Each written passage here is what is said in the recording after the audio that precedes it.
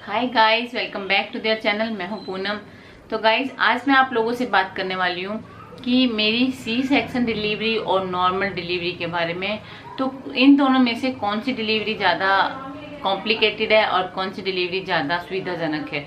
तो गाइस, मैं आप लोगों को बता दूं, मेरी दोनों प्रेगनेंसी में एक डिलीवरी मेरी नॉर्मल थी और दूसरी डिलीवरी मेरी सजेरियन थी। तो जो मेरी फर्स्ट प्रेगनेंसी थी वो थी मेरी नॉर्मल। तो नॉर्मल में क्या होता है ना गाइस कि हम लोग जब जब हमको पेन आता है तो हमको ये नहीं पता होता है कि हमको कितना पेन आएगा और कितना पेन और आना बाकी है, या डॉक्टर हमारे साथ क्या करने वाले हैं। डॉक्टर नीचे कट मारने वाले हैं या डॉक्टर अपना हाथ अंदर डालने वाले हैं। वो कितना पेन हम लोग को सहन करना है वो हमको नहीं मालूम होता है। जब पेन आ जाता है तो हमको बस यही बोला जाता है, पुश करो, बी स्ट्रॉन्ग, और सांस लेते रहो, लंबी सांस लो, पुश करना है। बस यही सब बोला जाता है हमको बार बार, और हमको ये लगता है अभी हो, और ये बोला जाता है अभी हो जाएगा हो जाएगा हो जाएगा। ऐसे करते करते हम लोग वो दर्द खाने की हमें क्षमता पता नहीं कहाँ से आ जाती है और हम लोग खा लेते हैं फर्स्ट वाले प्रेगनेंसी में, क्योंकि हमें नहीं पता होता है कितना पेन और आना है। हमको ये लगता है बस अभी हो जाएगा अभी हो जाएगा। ऐसे करते करते हम लोग वो पेन खा लेते हैं और प्रेगनेंट और डिलीवरी हो जाती है नॉर्मल। बट नॉर्मल डिलीवरी का एक फायदा ये भी होता है कि आप 5वें 6ठे दिन में आप आराम से नॉर्मली चल सकते हो, नॉर्मली घूम सकते हो। हाँ, लेकिन नीचे जो थोड़े बहुत स्टिचेस लगे होते हैं उनका आपको ध्यान रखना पड़ता है। जैसे कि वो 20 दिन के अंदर अंदर वो भी गल जाते हैं, उसको अच्छे से वॉश करना होता है डेटॉल के पानी से वगैरह से, और उस पर एक ट्यूब मिलता है वो लगाना पड़ता है। तो उससे क्या होता है कि वो जल्दी से सूख जाते हैं और आप बिल्कुल नॉर्मल कंडीशन में आ जाते हो। जैसा कि ऐसा आपको फील ही नहीं होता है कि आपने अभी किसी बेबी को जन्म दिया है। बिल्कुल भी नॉर्मल कंडीशन में आप आ जाते हो। अगर आप मसाज वगैरह भी लेते हो अपनी बॉडी पे आफ्टर डिलीवरी तो आप बिल्कुल सही हो जाते हो 20 दिन के अंदर अंदर। आपको फील ही नहीं होगा कि आपने अभी आप एक प्रेगनेंसी से उठ के आए हो। और सी सेक्शन के बारे में अगर मैं बात करूँगा ही तो सी सेक्शन थोड़ा सा तो टफ है। बट मैंने सेकंड टाइम भी बहुत कोशिश की थी। इस टाइम पे भी मैं मॉर्निंग में लगभग 12 बजे मैं हॉस्पिटल चली गई थी। मुझे पेन भी आ गया था। 3 बजे के बाद उन्होंने मुझे अंदर टैबलेट रख दी थी, तो उससे काफ़ी ज़्यादा पेन आया था। रात के 9 बजे तक मैं पेन खाती रही।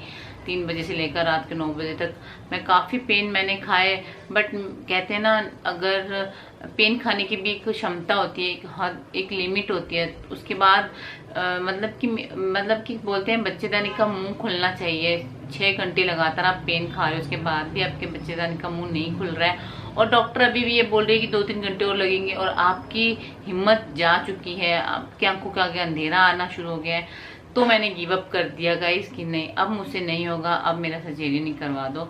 मैंने खुद से बोल के मेरा सर्जरी करवाया है। डॉक्टर ने मुझे नहीं बोला सर्जरी करने को। डॉक्टर ने तो मुझे एक और सजेशन दिया था कि आप एक इंजेक्शन लगवा लीजिए, बैक में लगता है, स्पाइन में, वो भी इंजेक्शन, उससे आपका पेन कम हो जाएगा और आप पेन खा सकते हो, नॉर्मल डिलीवरी हो सकती है। बट मैंने उसके बारे में नहीं सुना था उस टाइम तक। जब मैं डिलीवरी वाले रूम में थी उस टाइम तक मैंने उस इंजेक्शन के बारे में नहीं सुना था। इसलिए मैंने सोचा कि जब मुझे स्पाइन में इंजेक्शन लेना ही है तो मैं वो वाला इंजेक्शन क्यों लूँ, फिर मैं ऑपरेट वाला इंजेक्शन लेके और फटाफट से अपनी डिलीवरी करवा लूँ ना, इंजेक्शन भी लूँ और नॉर्मल पेन भी खाऊं।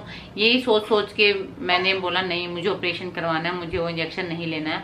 बट मेरी एक फ्रेंड ने मुझे बाद में बताया कि बाहर विदेशों में वो वाला इंजेक्शन लगाते हैं, वो इंजेक्शन लेने के बाद पेन कम हो जाता है, आपको रिलीफ फील होता है और उसके बाद आपको जो डिलीवरी है वो वाला पेन खाना पड़ता है, बट जो एक लगातार पेन आता रहता है वो कम हो जाता है। बट मुझे ये चीज़ नहीं पता थी। अगर मुझे पता होती तो मैं सी सेक्शन ना करवाती अपना और वो वाला इंजेक्शन ले लेते। डॉक्टर ने मुझे सजेस्ट किया है हालांकि, बट मैंने किसी से रिव्यू नहीं लिया हुआ था पहले, इसलिए मैंने वो वाला इंजेक्शन नहीं लिया और फिर मैंने अपना सी सेक्शन करवा दिया। तो गाइज, मैं आपको बता दूँ, सी सेक्शन आपके लिए उस टाइम तो ऐसा लगता है कि हाँ गोड मिल गया, फटाफट बच्चा हो गया, पेन नहीं हो रहा है, 15-20 मिनट आपको बहुत रिलीफ फील होता है कि हाँ बच्चा हो गया। लेकिन जैसे ही धीरे धीरे एनेस्थीसिया का असर खत्म होना शुरू होता है, उसके बाद जो पेन होता है गाइस, आप बिलीव नहीं कर सकते, वो पेन इतना खतरनाक होता है। बट मुझे इतना ज़्यादा पेन नहीं हुआ था क्योंकि मुझे लगातार ड्रिप्स चढ़ती जा रही थी। और आई थिंक मुझे ऐसा लगता है कि हम लोग बेंगलोर में रहते हैं, मुझे नहीं पता, बट मुझे ऐसा लगता है बेंगलोर में फैसिलिटी कुछ ज़्यादा अच्छी है, तो इसलिए मुझे इतना ज़्यादा उसका पेन फील नहीं हुआ। और ये क्योंकि बार बार मुझे आ रहे थे, इंजेक्शन डाल रहे थे, कभी कभी मुझे बोतल चढ़ रही है, कभी इंजेक्शन डाल रहे हैं, तो मुझे 2 दिन तक तो इतना पेन नहीं फील हुआ। तीसरे दिन जब बोतल उतर गई उसके बाद थोड़ा थोड़ा पेन होना शुरू हुआ। उसके बाद उन्होंने मुझे टैबलेट्स दी थी, वो टैबलेट खाने के बाद पेन कम हो जाता था, तो मुझे तो इतना फील नहीं हुआ। बट जो मेरी फ्रेंड्स लोग बताती हैं घर से जिनका सी सेक्शन होता है, वो लोग बताते हैं वो हम लोग 6 दिन उठते नहीं है बेड से, ये वो। बट मेरे को तो अगले दिन उठा दिया था, पूरे 12 घंटे के बाद मुझे उठा दिया था, मुझे चला रहे थे। एंड उसके बाद इन्होंने मुझे खाने पीना भी अलाउ कर दिया था। पूरे 12 घंटे के बाद मुझे खाना पीना अलाउ हो गया था। रात में 9 बजे मेरा सी सेक्शन हुआ था, 9 बजे भी नहीं, 9:30 बजे सेक्शन हुआ था। अगले दिन 12 बजे मैंने खाना शुरू कर दिया था, दोपहर में, इवनिंग में। तो मुझे तो ऐसा फील ही नहीं हुआ कि मेरा कुछ सी सेक्शन भी हुआ है। नॉर्मल में भी ऐसे ही होता है, आपका अगर नॉर्मल डिलीवरी होती है उसके बाद आपको खाने पीने के लिए दे देते हैं सब कुछ। तो बस मेरे को भी अगले दिन सुबह दे दिया था सब कुछ खाने पीने के लिए, तो मुझे तो फील नहीं हुआ सी सेक्शन। और यहाँ तो सब कुछ अलाउ है सी सेक्शन में, आप सब कुछ खा सकते हो। लेकिन घर की साइड आपको 2-3 दिन तो कुछ भी नहीं देते हैं, सिर्फ बॉटल्स पे रखते हैं। तो छोटे शहरों में ऐसा होता है, बट बड़े शहर में मुझे सी सेक्शन से कुछ फर्क नहीं पड़ा। मुझे तो दोनों ही सही लगे, सी सेक्शन भी और नॉर्मल डिलीवरी भी। बट सी सेक्शन में इतना है कि आप अभी 2 महीने तक आप वेट नहीं उठा सकते हो, जिम नहीं जा सकते हो, और आप ज़्यादा काम नहीं कर सकते हो हैवी, और आपको ज़्यादा बैठना नहीं है, बैक में पेन होता है, बस इतना ये सब दिक्कतें आती है। लेकिन नॉर्मल में ये सब दिक्कत नहीं आती है। तो दोनों अगर कंपेयर किया जाए तो नॉर्मल डिलीवरी ज़्यादा बेस्ट है, नॉर्मल डिलीवरी ज़्यादा बेस्ट है सी सेक्शन के तुलना में। बट सी सेक्शन भी इतना ज़्यादा खराब नहीं है। अगर आपके केस में कॉम्प्लिकेशन है, आपके केस में, और आपको दर्द ही नहीं आया है, मेन तो आपको दर्द ही नहीं आया, तो क्या कर सकते हैं इस सिचुएशन में? आप कुछ नहीं कर सकते हो, तो आपको सी सेक्शन कराना ही पड़ता है। बट इतना भी बुरा नहीं है सी सेक्शन, हाँ, लेकिन थोड़ा सा केयर जरूर करनी पड़ती है। तो गाइज ये थी मेरी सी सेक्शन की स्टोरी। मैंने बहुत पेन खाया, रात के 9 बजे तक मैंने पेन खाया, मैं खाती रही, फिर लास्ट में मैंने गिव अप मार दिया कि अब मुझसे नहीं होता। डॉक्टर तो मेरा सी सेक्शन करने के लिए रेडी नहीं हो रही थी। मैंने उनको 3-4 फ़ोन किए, उसके बाद जाके रेडी हुई वो। फिर वो आई 9:30 के आसपास, 9 बजे से फ़ोन करती थी, 9:30 बजे के आसपास वो आई। उन्होंने फटाफट मेरा सी सेक्शन किया। 9:45 बजे मुझे बेबी गर्ल हो गई थी। बस उसके बाद तो गाइस मुझे पता ही नहीं था, होश ही नहीं था मैं कहाँ हूँ कहाँ नहीं हूँ। मॉर्निंग में थोड़ा बहुत जाके मुझे होश आना शुरू हुआ।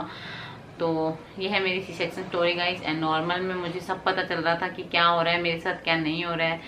बट नॉर्मल ज़्यादा बेटर थी सी सेक्शन से। तो चलिए गाइस, आपको पता लग गया होगा कि मेरी सी सेक्शन स्टोरी और नॉर्मल स्टोरी में से आपको कौन सी स्टोरी ज़्यादा अच्छी लगी, मुझे कमेंट में नीचे ज़रूर बताइएगा। तो चलिए गाइस, मिलते हैं एक नई वीडियो के साथ, तब तक के लिए take care and bye bye guys.